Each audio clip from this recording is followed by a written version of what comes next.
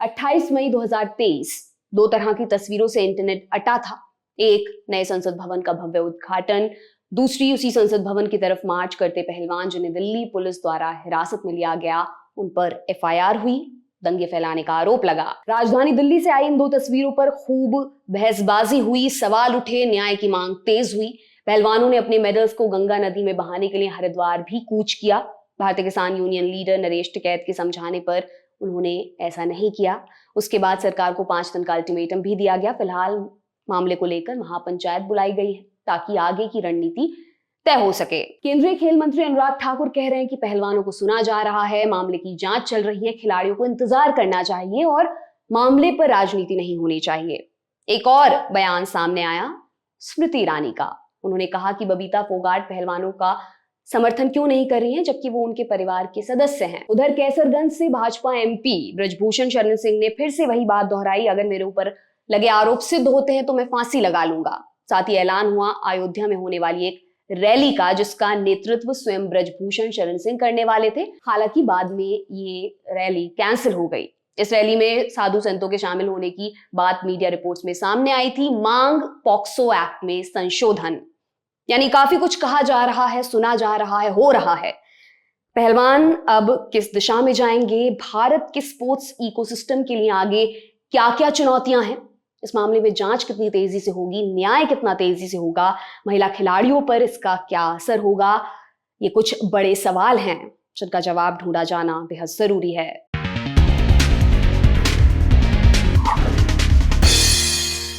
नमस्कार, मेरा नाम दिव्यांशी सुमराव है। आप देख रहे हैं दी लंदन टॉप का महिलाओं से जुड़ा खास प्रोग्राम ज़नाना रिपब्लिक। मेरे साथ हैं इंडिया टुडे के एग्जीक्यूटिव एडिटर, मेरी को होस्ट प्रीति चौधरी। प्रीति, एक बार फिर से बहुत स्वागत है आपका ज़नाना रिपब्लिक में। आज के इस एपिसोड में हम बात करेंगे रेस्लर्स प्रोटेस्ट से जुड़ी अभी तक की सारी अपडेट्स की, क्या क्या नई चीज़ें हुई हैं, आगे की क्या रणनीति होगी, और जो भी घटनाक्रम पिछले हफ्ते हुआ उस पर बात होगी। उसके बाद हम बात करेंगे राजधानी दिल्ली के शाहबाद डेरी इलाके में हुए साक्षी मर्डर केस से जुड़े कुछ जरूरी पहलुओं पर। शुरुआत करते हैं पहलवानों से। प्रीति, पिछले रविवार को दो तरह की तस्वीरें सामने आई। इंटरनेट पर खूब बहसबाजी हुई, खूब चर्चा हुई। एक तरफ नए संसद भवन का उद्घाटन, दूसरी तरफ वहीं मार्च करते हुए पहलवानों को हिरासत में लेती दिल्ली पुलिस, उसकी कई तस्वीरें वायरल हुई। क्या सोचती हैं आप दिल्ली पुलिस के इस एक्शन पर? कोई अपनी मांग उठा रहा है और जिस तरह से चीजें हमने देखी, जिस तरह से तस्वीरें हमारे सामने आई, आप क्या कहना चाहेंगी? देवांशी, इतना बड़ा लॉन्ग प्रोट्रैक्टेड बैटल रहा है इन पहलवानों के लिए, अगर आप देखें तो। अगर हम जाते हैं कि क्या सबसे बड़ा सवाल जो उठ रहा है, जो बहुत सारे लोग, जो हमारे दर्शक होंगे वो भी क्रिटिसाइज कर रहे होंगे, वो सवाल है कि इन्होंने वही दिन क्यों चूज किया जिस दिन उद्घाटन हो रहा था नए संसद का। ये 8 घंटे बाद भी कर सकते थे। तो ये मतलब वो टाइम चुनना पे बहुत सवाल उठ रहे हैं। क्या इनको अरेस्ट करना चाहिए था, क्या नहीं करना चाहिए था? मुझे लगता है पहले सवाल पर आते हैं कि क्या इन्होंने गलत, जो हमारे पहलवान हैं, हमारे रेसलर्स हैं, क्या उन्होंने गलत टाइम पिक किया? इसके दो पहलू हैं। एक, हाँ, कर सकते थे, 8 घंटे बाद कर सकते थे, अगले दिन कर सकते थे, पर क्या उनको उतनी ही इम्पोर्टेंस दी जाती, उतनी ही उनकी जो पिक्चर्स हैं जो वायरल हुई उतनी ही होती? अब उनका जो मेन एम है इन पिक्चर्स को वायरल करना नहीं था। इनको ये नहीं दिखाना था कि देखो हमारे पे क्या बीती, इनको अपनी प्रोटेस्ट को वायरल करना था। इनको कि जो इनकी एक्चुअली इनकी आप बीती है वो इनको एक बड़े स्टेज पे रखना था। तो अगर आप देखें 36 डेज हो गए थे 28 मई तक। 28 मई को जो हुआ, जो घटना घटी, जो दिल्ली पुलिस ने इनको हिरासत में लिया, इनके मतलब जो यूज ऑफ फोर्स जो हमने देखा था वो किया। 36 डेज तक जंतर मंतर पे बैठना 44-45 डिग्री सेल्सियस में दिन रात। क्यों? क्योंकि जो ये नहीं कह रहा है कि आप इनकी जो इनकी टेस्टिमनी है, जो ये कह रहे हैं, अंग्रेजी में कहते हैं ना कि take this as the gospel truth, कि आप इनको मान लीजिए कि सही कह रहे हैं। कोई ये नहीं कह रहा है। मुझे भी नहीं लगता कि जो पहलवान है वो भी ये कह रहे हैं। वो बस कह रहे हैं कि ड्यू प्रोसेस लॉ फॉलो क्यों नहीं हो रहा है। अब क्यों नहीं हो रहा है ड्यू प्रोसेस लॉ फॉलो? जब दूसरी बार ये लोग बैठे, पहली बार जब इन्होंने एफआईआर नहीं की थी, हाँ, सेक्सुअल असॉल्ट वाले सारे चार्जेस थे जो इनका पहले प्रदर्शन फरवरी में हुआ था, जनवरी एंड में हुआ था, तो इन्होंने तब एफआईआर नहीं की थी, क्योंकि इनको लगता था, क्योंकि इस पे भी बहुत सवाल उठते हैं कि इन पे इन्होंने तब एफआईआर क्यों नहीं की। अब ऐसा होता है ना, देखिए हमारी जो कंपनी है, जो हमारे दर्शक हैं जो किसी कंपनी में काम करते हैं, जब आपके ऊपर कोई सेक्सुअल हरासमेंट करता है या आपको लगता है एक एलिगेशन आती है सेक्सुअल हरासमेंट की, वो अपनी कमेटी में पहले जाएगा ना। क्या अगर देवांशी, मैं और आप, अगर हमारे ऑफिस में अगर कोई सेक्सुअल हरासमेंट केस होता है, ऐसा तो नहीं है वो जबरन एफआईआर करा देगा, वो हमारी हर एक ऑर्गेनाइजेशन की एक सेक्सुअल हरासमेंट कमेटी होती है, वो पहले उधर जाएगा। अगर वहां पे रिड्रेसल नहीं मिलता है तभी कोई आगे बढ़ता है। किसी को शौक नहीं होता कि कॉन्स्टेंटली अपने ऊपर मतलब अपना पूरा करियर दाव पर लगाकर कैरेक्टर असैसिनेट करवाओ, मतलब किसी को शौक नहीं होता। तो तब तो उनका पहला था कि देखिए हमने रिपीटेडली जाकर बात की, वो बात वहां पर कुछ उनको मिला नहीं वहां से। वो जो कमेटी सेटअप की, कमेटी इनके मुताबिक नहीं थी, उसमें भी इनको लगा कि इनको बुलाया नहीं गया, ये उससे खुश नहीं थे। फिर उन्होंने एक एफआईआर करी और फिर ये बैठे। तो ये पहले 36 डेज तक बैठ चुके थे। तो इनको भी लगा कि भाई कोई तो सुने, एक फ्रस्ट्रेशन होती है, एक डेस्परेशन होती है कि आपको लगता है कि भाई मेरी आवाज कोई क्यों नहीं सुन रहा है, क्योंकि इनकी क्या डिमांड है। और यही दिल्ली पुलिस ने, चलिए आपने अरेस्ट किया, मान लीजिए आपने फोर्स भी यूज किया, जायज है, क्योंकि एक बहुत बड़ा फंक्शन उससे 1 किलोमीटर दूर ही हो रहा था। ये जंतर मंतर पे घटना घटी और 1 किलोमीटर दूर जो हमारा नया संसद है वहां पर ही हो रहा था। तो चलिए सिक्योरिटी के हिसाब से आपने इनको हिरासत में लिया, कैसे लिया, फोर्स यूज किया, हम उसके बारे में बात नहीं करते। आपको कितने लगे? आपको 6 घंटे लगे इनके ऊपर सारे जो एफआईआर दर्ज करने पे। आपको 6 से 7 घंटे। हाँ। इन पे राइटिंग का चार्ज है, इन पे अनलॉफुल असेंबली का चार्ज है, इन पे using force against a public officer का चार्ज है, इन पे मतलब पता नहीं कितने मल्टीपल एफआईआर आपने कर दी। अब इस पे देखिए, जब 7 महिलाओं ने बोला कि हम एफआईआर दर्ज कराना चाहते हैं, बृजभूषण जो एक बहुत पावरफुल भाजपा का एमपी भी है उसके खिलाफ, तब पुलिस ने 7 दिन कुछ नहीं किया। इनको 7 घंटे लगे यहाँ पर इन पे एफआईआर दर्ज कराने के लिए, पर वहां पर पुलिस ने 7 दिन कुछ नहीं किया। इन्होंने सुप्रीम कोर्ट जाना पड़ा रेसलर्स को एफआईआर दर्ज कराने के लिए। तो आप समझ सकते हैं इनकी फ्रस्ट्रेशन, क्योंकि ये इतने, बिल्कुल कहते हैं ना when you have your back towards the wall, क्या करे भाई कोई इतना फ्रस्ट्रेट हो जाए, इतना डेस्परेट हो जाए। ये जमाना इवेंट मैनेजमेंट का है, आपको भी एक इवेंट क्रिएट करना पड़ता है कभी कभार अपनी प्रोटेस्ट को हाईलाइट करने के लिए। ये गलत है, ये सही है, ये हमारे दर्शक डिसाइड कर सकते हैं उनको क्या इसमें लगता है। पर कोई क्या करे, आपकी सुनवाई नहीं हो रही, इतना बड़ा इवेंट हो रहा है, कम से कम अगले दिन लोगों को पता तो चला कि भाई हमारे रेसलर जो कहीं दिख ही नहीं रहे थे, कोई टीवी चैनल नहीं कवर कर रहा था, कुछ नहीं हो रहा था, इनको कम से कम दिखाई तो दिए। तो सबसे बड़ा मतलब मुझे लगता है कि जो एक सवाल उठाया जाता है कि उन्होंने वो वाला दिन, जो आपने मुझसे पूछा कि वो वाला दिन ही क्यों चूज किया। अब ऐसा होता है ना, दूसरी बात, आप एफआईआर है, 7 महिलाओं ने एफआईआर करी है और उनमें से एक माइनर है। यूजुअली एक पॉक्सो केस है, जहां पर भी प्रेसिडेंट क्या होता है, कानूनी प्रेसिडेंट हमने क्या देखा है पुलिस के तौर पर। आज ही हम केस पढ़ रहे थे कि कहीं पर किसी बच्चे को के ऊपर सेक्सुअल हरासमेंट हुआ, जो उसका था, जिसने किया था अक्यूज, उसको हिरासत में ले लिया गया। तो इमीडिएटली यूजुअली 99% केसेस में आप हिरासत में, ये प्रोविजन होता है, आप हिरासत में ले लेते हो। वो अभी तक नहीं हुआ है।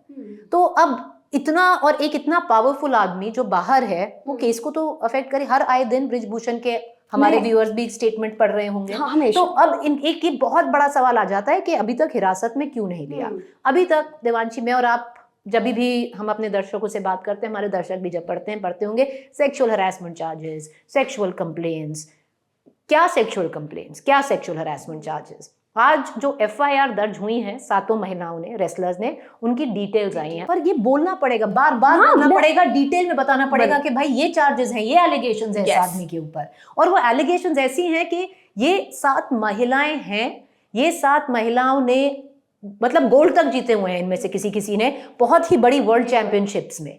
अब उनके ऊपर ऐसे मतलब उनके जो स्टेटमेंट्स आप सुनेंगे, आप खुद गूगल कर सकते हैं, देवांशी ने एक वीडियो कर रखा है, आप ललन टॉप में देख सकते हैं कि हमारे ब्रेस्ट्स को ग्रोप करने की कोशिश की, ब्रेथ चेक करने के से हमारे स्टमक से नीचे हाथ लेके गए, मतलब बहुत सारी चीजें, बहुत फोर्सिबली हक किया, बटक्स पे हाथ रखे, पता नहीं क्या क्या है उसमें। और अगर आप वो सुनेंगे, आपको झंझोड़ देगा, it will make you sick. तो ऐसे अगर चार्जेस हैं जिस आदमी पे, उसको अभी तक अरेस्ट क्यों नहीं किया गया है?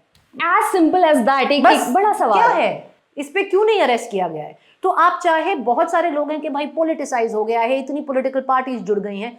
भाई क्या होता है ना, अब एक जो तबका है वो ये भी कहता है कि पॉलिटिक्स पॉलिटिक्स को काटती है, क्योंकि आपने इतनी ये केस तब पॉलिटिकल हो गया था जब इस केस में एक भाजपा का एमपी इन्वॉल्व था। ये केस तब पॉलिटिकल हो चुका था। अब इसके बाद में जो हुआ ना हुआ, जो ऑपोजिशन पार्टीज जुड़ रही हैं वो तो जुड़ेंगी भाई, उनको तो मिल्क करना है ना। आपने इन पहलवानों के लिए क्या किया?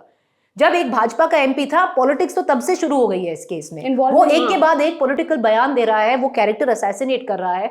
वो जो नाबालिग लड़की है, 2 दिन पहले कहीं से उनका कोई चाचा या ताऊ पैदा हो जाता है जो बोलता है वो बालिग है। आज हमारे जो संवाददाता हैं उन्होंने एक डिटेल इंटरव्यू किया है उस नाबालिग लड़की के पिता के साथ, और उसने बोला कि भाई मेरी लड़की नाबालिग है, मैं क्यों झूठ बोलूंगा। और पिता की शिकायत थी। हाँ, और वो 3 चैंपियनशिप्स भारत के अंडर एज वाले जो अंडर 16 कैटेगरी होती है उसमें खेल चुकी है। तो जो आदमी आज कह रहा है कि लड़की नाबालिग नहीं बालिग है, इसी आदमी ने 3 बार उस लड़की को नाबालिग वाले जो अंडर 16 होता है उसमें खिलाया है। भाई WFI प्रेसिडेंट तो यही आदमी था ना, तो तब आपने कर दिया, अब ये सडनली बालिग हो गई है। तो बहुत सारे सवाल इससे जुड़ते हैं, और सबसे बड़ा यही सवाल है जो मैं और आप बार बार बोल रहे हैं। भाई इनकी जो ये कह रहे हैं, कोई नहीं कह, मतलब मान लीजिए ये सच नहीं कह रहे हैं, पर आपने बहुत लोगों को मजबूर कर दिया है सोचने के लिए कि इसको शरण कौन दे रहा है, मतलब मजबूर कर दिया है आपने कहीं। 30 मई को पहलवान हरिद्वार पहुंचते हैं अपने मेडल्स बहाने के लिए। प्रीति, कितना कमाई होती है एक खिलाड़ी की, एक एथलीट की, उसके जो सारे मेडल्स हैं। और फिर ब्रजभूषण शरण सिंह का इस पर भी बयान आता है, ये तो यही कर रही हैं, अब देखिए ये कर लेंगी, और तमाम चीजें। आप इस चीज पर क्या कहेंगी कि उन्हें ये भी रास्ता चुनना पड़ा? मेडल क्या होता है मेरे आपके लिए और हमारे दर्शकों के लिए, हो सकता है कि ये एक मेटल हो, गोल्ड, सिल्वर, ब्रॉन्ज, पर मेडल क्या होता है खिलाड़ी के लिए, एक रेसलर्स के लिए, वो उसका पूरा करियर, वो एक डब्बा होता है जिसमें उसके मेडल्स होते हैं। वो मतलब जो भी आपने अभी तक श्रम किया है, जो भी आपने, आपका टीयर्स, आपका जॉय, आपका ब्लड, आपका पसीना, सब कुछ मेडल्स होता है। आपका पूरा का पूरा जो आपका करियर है वही मेडल्स ही होता है। और कितना मुश्किल होता है इन मेडल्स को जीतना। हम कितनी बार शो करते हैं कि महिलाओं के लिए राइज करना कितना मुश्किल होता है। अब किसी भी, देखिए महिलाओं के लिए 100 गुना और डिफिकल्ट होता है, पर हम इनको चैंपियंस देखते हैं। कौन होते हैं चैंपियंस? यार ये 1% होते हैं जो 100 लोग जाकर मशक्कत करते हैं, आगे बढ़ते हैं, कोशिश करते हैं एथलीट बनने के लिए। जो चैंपियंस, ओलंपियंस होते हैं वो 1% उनमें से होते हैं। 20 साल तक हम इनको जानते भी नहीं है, क्योंकि जब ये 55 में अखाड़े में बार बार कुश्ती लड़ रहे होते हैं, हम इनका नाम तक नहीं जानते। हम इन्हें जानते हैं जब साक्षी मलिक रोहतक से आती हैं, पर हम साक्षी मलिक रोहतक से नहीं जानते, हम जानते हैं साक्षी मलिक जो पहली पहलवान महिलाओं में जिसने ब्रॉन्ज मेडल जीता ओलंपिक्स में, जो बेटी बचाओ बेटी पढ़ाओ की पोस्टर गर्ल है हरियाणा में, हम उसको उससे जानते हैं। अब इतना मुश्किल होता है, वो जो उसकी जर्नी होती है उसे कोई नहीं देखता। अब उसकी जर्नी एक मेडल में समा जाती है अल्टीमेटली, क्योंकि क्या करता है एक रेसलर का, एक ही ड्रीम होता है कि भाई ओलंपिक में जाकर हमको गोल्ड लाना है, एक मेडल लाना है। जब भी हम देखते हैं, जब खिलाड़ी हमारे ओलंपिक के लिए जाते हैं, किसी चैंपियनशिप के लिए जाते हैं, सिर्फ एक बात सुनेंगे, मेडल लेके आना है देश के लिए, मेडल लेके आना है देश के लिए। तो क्या होता है जब यही खिलाड़ी पोडियम पे होते हैं एक भारत का झंडा पहन के, तो हमारा तो मतलब इतनी प्राइड हम सब महसूस करते हैं। और तब ये इंडियंस होते हैं, जैसे ये पोडियम से उतरते हैं तब हो जाते हैं भाई ये तो हरियाणा लॉबी है, ये वो लॉबी है, तो बहुत कुछ होता है। तो but ultimately when you come down के इनके लिए मेडल नहीं है फॉर देम टू, मतलब अगर इतना बड़ा आपने डिसीजन लिया है, आपको क्या, मतलब कुछ तो होगा जो आपको इतना कंपेल कर देगा। क्या मतलब दिवांशी, एक ओलंपिक मेडल कितने लोगों को मिलता है यार? आप सोचते होंगे इनमें से जो 3 लोग हैं जिन्होंने बहाना का था अपना मेडल, इमर्स करने थे अपने मेडल, 2 उनमें से ओलंपिक ब्रॉन्ज हैं, एक साक्षी और एक बजरंग। ये वर्ल्ड चैंपियन रह चुकी हैं विनेश। तो आप क्या चाहते हो कि आप, एक लेगेसी हो जाती है कि आप अपने बच्चों को अपना मेडल दो, ये धरोहर कंट्री की हो जाती है, आप धरोहर कंट्री की हो जाते हैं। तो आपको जब कोई मतलब इतना डिसऑनर कर देता है, इतना आपको डिसरिस्पेक्ट कर देता है, और आपको इस पे आना पड़ता है, तो ये सवाल सबको सोचने का है कि मतलब ये पब्लिसिटी स्टंट नहीं हो सकता, इसीलिए हो सकता है इन्होंने नहीं बहाए क्योंकि बहुत मुश्किल होता है। और वही वाली बात कि नरेश टिकैत BKU लीडर आए और उनके समझाने पर उस पर भी सवाल कि ये तो करने ही नहीं वाले थे, इस तरह की भी बहुत सारी बातें चल रही थी। हाँ, ये सब एक ड्रामा था, ये सब मतलब देखिए बात सोचिए, मतलब हम यहाँ पर बैठ के कितना भी बोल दें, ये बच्चे हैं भाई, इनकी उम्र देखिए कितनी है। बजरंग जो इतने बड़े लगते हैं 28-29 साल के हैं खुद, ऐसा नहीं है कि ये मतलब बहुत बड़े बड़े खिलाड़ी रहे हैं जिनको बहुत शातिर हैं, ये भी फ्रस्ट्रेट हो गए भाई। और क्या होता है, अब क्या कर सकते हैं, कभी कभार आप उन फैमिली से आते हो, आप अपनी हेरिटेज को कैसे मना कर सकते हो। आप आते हो हरियाणा से, आप आते हो उस समाज से जहां पर खाप पंचायत का बहुत बड़ा नाम होता है। मतलब वो जो कहते हैं, जो चौधरी, खाप चौधरी जो होते हैं, उनकी बहुत बड़ी से होती है। तो आप कभी कभार आपको सुनना पड़ता है, आप खुद किसान के बेटे हो, आप खुद किसान की बेटी हो, तो यही आपका समाज है। और अगर कोई नहीं आ रहा है आपके साथ, जो अगर सरकार नहीं आ रही है, जो भी आपके साथ जुड़ता है आप उसको आने देते हो क्योंकि आपको सपोर्ट चाहिए। तो मतलब कह सकते हैं कि पॉलिटिसाइज्ड है, कह सकते हैं कि ऐसे तबके जो किसान मंच पे थे अब इधर आ गए हैं, अप्रोप्रिएट कर लिया, इस पे सवाल उठ सकते हैं और जायज हैं। पर वो जो नाजायज है कि आप इनके ऊपर सवाल उठाएं, क्योंकि इन्होंने क्या किया है भाई, थक जाते हो, 40 दिन होने को आए हैं, आपका करियर खत्म हो गया नियरली, आपने सब दाव पे लगा दिया, आपको जस्टिस नहीं मिल रहा है। जो भी आपसे जुड़ना चाहेगा, थोड़ा पावरफुल आपको सपोर्ट करना चाहेगा, आप तो लोगे ना उनका सपोर्ट, क्योंकि सरकार और दिल्ली पुलिस तो आपको लग रहा है आपके लिए कुछ नहीं कर रही है, कुछ नहीं कर रही है। और इसी बात पर अगली बात कि राकेश टिकैत अभी मुजफ्फरनगर में महापंचायत जब बुलाई गई थी तो एक बयान, छोटा सा ब्रीफ स्पीच था और उसमें उन्होंने कहा था कि बीजेपी को लेकर कहा कि बीजेपी पहले धर्म के आधार पर बांट रही थी और अब जैसा कि इस पूरे पहलवान प्रोटेस्ट के दौरान देखा जाता है वो जाति जाति में, तो इस प्रोटेस्ट में वो जाति वाला एंगल भी जो अभी शायद आप भी डिस्कस कर रही थी वो भी बहुत प्रोमिनेंटली, और उस पर भी लोग सवाल उठा रहे हैं। मैं आपसे उसके बारे में भी थोड़ा सा प्रीति जानना चाहूंगी। वही जो मैंने बोला था देवांशी, जब आप पोडियम पे होते हो, जब आप मेडल लेते हो, तब आप भारतीय हो, तब पूरा भारत गर्व से आपको भारतीय बुलाता है। जब आप उतर जाते हो उस पेडल से, और वही इंसान साक्षी मलिक जिसने आपको पहली महिला रेसलर होके ब्रॉन्ज दिलवाया, जिसने इंडिया को ब्रॉन्ज दिलवाया, जब वो एक प्रोटेस्ट पे बैठती हैं, सेक्सुअल हरासमेंट चार्ज करती हैं किसी के ऊपर, तब वो भारत की बेटी से हरियाणा की हो गई कि ये तो हरियाणा लॉबी की है। तो ये भी सोचना चाहिए भाई, हरियाणा अगर आप देखें तो कितना देता है। अगर आप देखें हर घर में एक जवान होता है, किसके लिए लड़ता है? हरियाणा के लिए लड़ता है, भारत के लिए लड़ता है। तो सोचना पड़ेगा। बिल्कुल। और एक और आखिरी सवाल इसी से, आज उसकी खूब चर्चा हुई कि अयोध्या में ब्रजभूषण शरण सिंह के सपोर्ट में जन चेतना महारैली निकाले जाने की घोषणा हुई थी अभी, और साधु संत इस रैली में शामिल होंगे ऐसा बताया जा रहा था। मांग थी पॉक्सो एक्ट में संशोधन की, वो बड़े उसमें फ्लॉज हैं, कुछ ऐसे क्लॉजेस हैं जिनको बदला जाना चाहिए, और अब खबर आई कि वो रैली कैंसिल हो गई है आगे, या फिर ऐसा कहिए कि स्थगित कर दी गई है, ऐसा उनके फेसबुक पोस्ट पे। मेरा सवाल यही है प्रीति, साधु संत जो अयोध्या के हैं वो ब्रजभूषण शरण सिंह के सपोर्ट में इस तरह से, और वो खुद नेतृत्व करने की उस रैली की बात कर रहे हैं, कह रहे हैं कि साधु संत बोलेंगे और आप लोग सुनिएगा, 11 लाख लोग जुड़ेंगे और ऐसी तमाम चीजें, ये किस तरह का इन्वॉल्वमेंट है, ये किस तरह का सपोर्ट है? प्रेशर टैक्टिक्स हैं भाई। क्या हुआ, पर नहीं हुई ना, रैली कैंसिल हो गई ना। क्योंकि आज अगर आप FIR देखेंगे और आप को वो झंझोड़ देंगी उसमें जो डिटेल्स हैं, और कल आप इसी आदमी को कह रहे हैं मैं 11 लाख इकट्ठा करूंगा, उसको मतलब बोलते हुए देखेंगे, तो किसी ने तो बोला होगा कि बैठ जाओ भाई, मतलब अभी मत करो। कहाँ से आया है ये? अभी तक तो वो इतना खुल के जो बोल रहा था, पर ये रैली अभी स्थगित हो गई है, पोस्टपोन हो गई है, कैंसिल हो गई है, जो भी है, पर अब ये 11 को नहीं, मतलब जब ये 5 को होने वाली थी, अब नहीं होगी ना। पर पॉलिटिक्स बहुत बड़ी चीज है और उसमें हमेशा से होता आया है। Issues like sexual harassment, women rights बहुत छोटे पड़ जाते हैं जब जाति आ जाती है, जब पॉलिटिक्स आ जाती है। एक जाति है जिसको ब्रजभूषण शरण बिलोंग करते हैं, जहां से आते हैं, अपनी सीट नहीं, आसपास 5 सीट पे इन्फ्लुएंस है उनका, और मान सकते हैं कि जब चुनाव आते हैं पॉलिटिक्स इतना बड़ा हो जाता है कि उसके सामने क्या सेक्सुअल हरासमेंट, क्या रेसलर्स, क्या वर्ल्ड चैंपियन और क्या ओलंपियंस।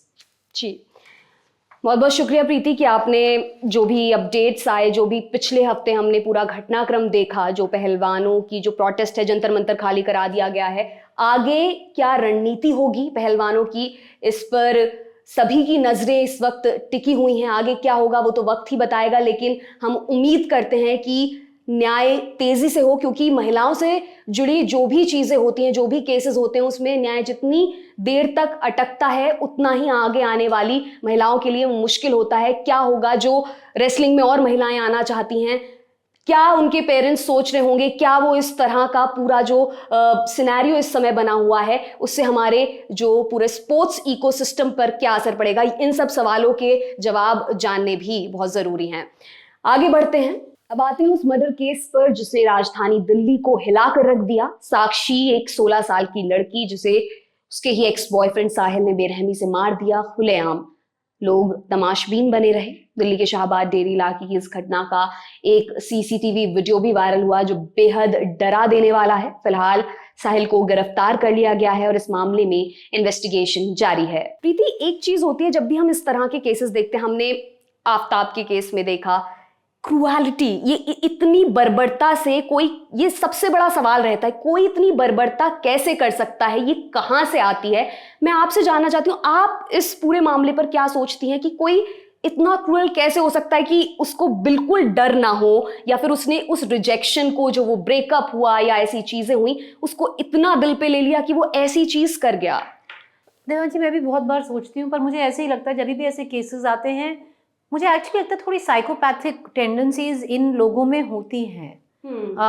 मतलब मैं इसको उस मानसिकता से नहीं देख सकती कि ये मतलब a male trying to be more powerful than a female, it's a power equation, जो बहुत से सेक्सुअल असॉल्ट केसेस में हम देखते हैं, जो बहुत से मर्डर्स में हम देखते हैं। पर अगर आप किसी को मतलब कितना 20 बार उसके ऊपर चाकू से उससे वार करोगे, जब चाकू उसकी स्कल में अटक जाता है, आप एक पत्थर उठाकर उसके ऊपर रख दोगे, मतलब एक एक डिफरेंट लेवल ऑफ मतलब मुझे लगता है एक मानसिकता चाहिए कि यहाँ तक कोई जा सके।